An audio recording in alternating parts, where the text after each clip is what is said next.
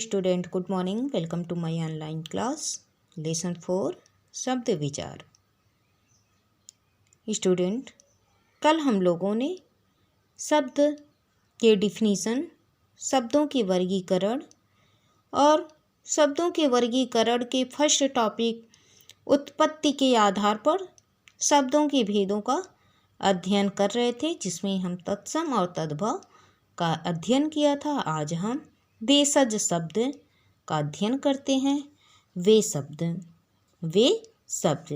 जो देश की, जो अपने ही देश की विभिन्न बोलियां, विभिन्न प्रकार, अनेक प्रकार की बोलियां भारत देश में बोली जाती हैं। अनेक देश में अनेक प्रकार की बोली, 22 किलोमीटर में बोली चेंज होती रहती है ना। और भाषाओं से हिंदी में आए हैं।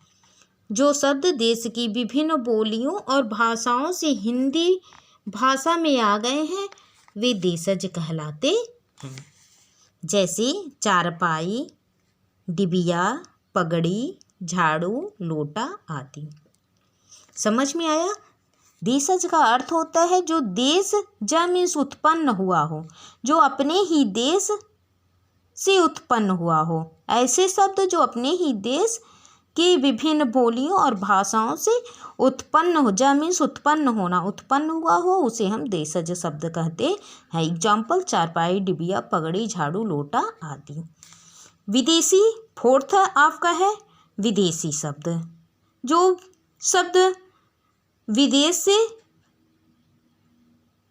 विदेशी शब्द हो, लेकिन कहाँ प्रयोग होती हो? हिंदी भाषा में। जो भाषा विदेशियों की हो, लेकिन जिसका प्रयोग हम हिंदी भाषा में करते हैं, उसको हम विदेशी शब्द कहते हैं। चलिए हम देखते हैं। भारतवर्ष पर बहुत समय तक विदेशियों का शासन रहा।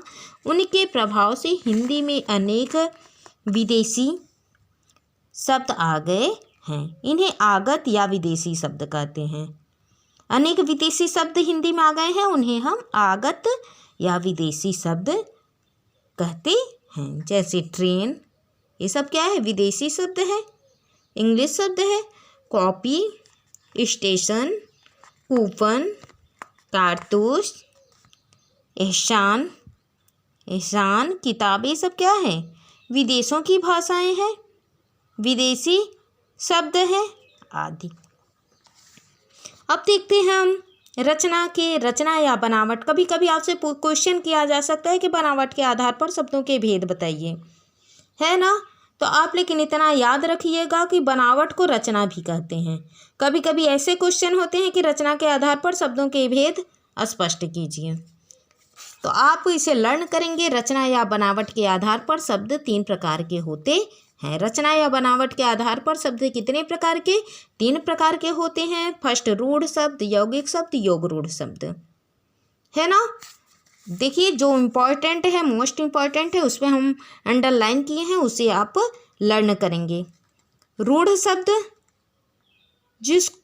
जिसको तोड़ दिया जाए, जिसको तोड़ दिया जाए तो उसका कोई अर्थ ना होता हो, वो ठीक है ना। अगर जिसके टुकड़े, रूढ़ शब्द के यदि हम अलग करना चाहें, अगर उसको हम टुकड़े कर दें तो उसका कोई भी अर्थ नहीं मालूम पड़ता है।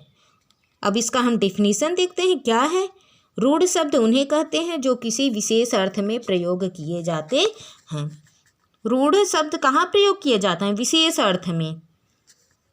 ये किसी अन्य शब्द मेल से नहीं बनता, अन्य शब्दों के मेल से नहीं बनता है, और इनके टुकड़े करने पर कोई अर्थ नहीं निकलता है। कई शब्दों का मेल इसमें नहीं होता है कि 2 या 2 से अधिक शब्दों का रूढ़ शब्द में मेल हुआ हो, ऐसा नहीं होता है। रूढ़ शब्द का अपना एक विशेष अर्थ होता है। ये किसी अन्य शब्द के मेल से नहीं बनते और इनके टुकड़े करने पर कोई अर्थ नहीं निकलता। जैसे पिता, अगर पिता के टुकड़े कर दिए पी प्लस ता, तो पी का ना कोई अर्थ होगा ना ता का। सेकंड जूता, तो दिख रहे हैं, इनका एक अपना ही विशेष अर्थ है। यदि इनको हम तोड़ना चाहें तो इनका कोई अर्थ नहीं होता है, और बस एक ही शब्द होता है। 2 या 2 से अधिक शब्दों का मेल इसमें नहीं होता है। देखिए, घर, आज आदि। अगर ऐसे आपको शब्द मिलते हैं तो क्या होंगे? रूढ़ शब्द। ऐसे क्वेश्चन भी पूछा जाता है कि घर कौन सा शब्द है, रूढ़ है कि यौगिक है कि योग रूढ़ है, तो आप बताओगे कि घर रूढ़ शब्द है। ओके, तो अब हम चलते हैं यौगिक शब्द की तरफ।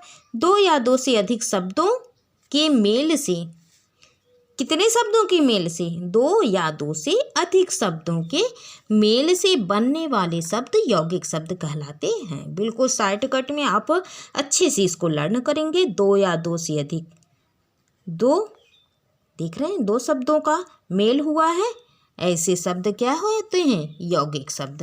पुस्तक प्लस आलय, पुस्तक मीन्स किताबों का, आलय मीन्स घर, किताबों का घर। दो शब्द आपस में मिले, मिलकर क्या हुए? एक शब्द, तो यौगिक शब्द होते हैं।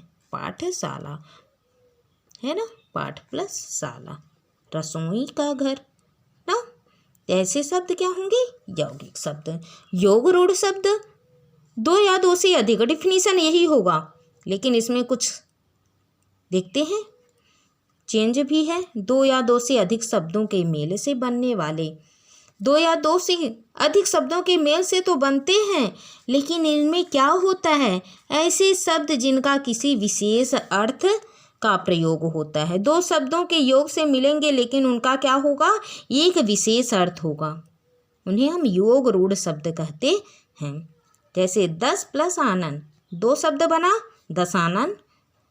दशानन किसको दर्शा रहा है? लेकिन एक विशेष अर्थ को ये प्रदर्शित करना चाहता है, दिखाना चाहता है। 10 आनन, 10 मुख किसके? रावण की। पंख प्लस ज, दो शब्द हैं। पंख मीन्स कीचड़, ज मीन्स उत्पन्न हुआ हो। कीचड़ में जो उत्पन्न हुआ हो वो है पंकज। पंकज किसे संबोधित कर रहा है? कमल को। कीचड़ में तो उत्पन्न होने वाला क्या है?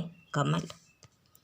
विशेष अर्थ को जो बताता हो। लंब प्लस उदर, लंबा उदर, लंबा उदर, उदर मीन्स पेट, लंबा पेट हो जिसका लंबोदर हो गया। लंब प्लस उदर, लंबोदर किसको बता रहे हैं? गणेश जी को। पीत प्लस अंबर, पीतांबर, पीला वस्त्र हो जिसका, श्री कृष्ण का।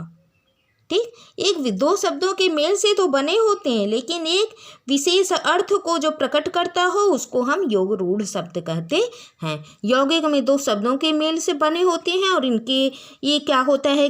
किसी भी शब्द का इन रूढ़ शब्द में किसी शब्दों का मेल नहीं होता है। यदि इनके टुकड़े करते हैं तो इसका कोई अर्थ नहीं निकलता।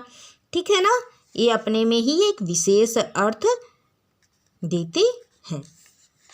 इसमें ये टुकड़े नहीं होते, बस एक ही शब्द से बने होते हैं, और ये दो शब्दों की योग से बना होता है जिसका अलग अलग अर्थ होता है। ठीक है ना, लेकिन ये क्या होता है? दो शब्दों के मेल से तो बना होता है, लेकिन इसका इशारा किसी दूसरे की तरफ होता है, विशेष अर्थ को प्रकट करता है। स्टूडेंट, आज बस इतना ही। आप होमवर्क में रूढ़ शब्द क्या है, यौगिक शब्द क्या है और योग रूढ़ शब्द क्या है, और उसके एग्जाम्पल आप बस रचना या बनावट के आधार पर शब्दों के भेद को लर्न करेंगे। Thank you.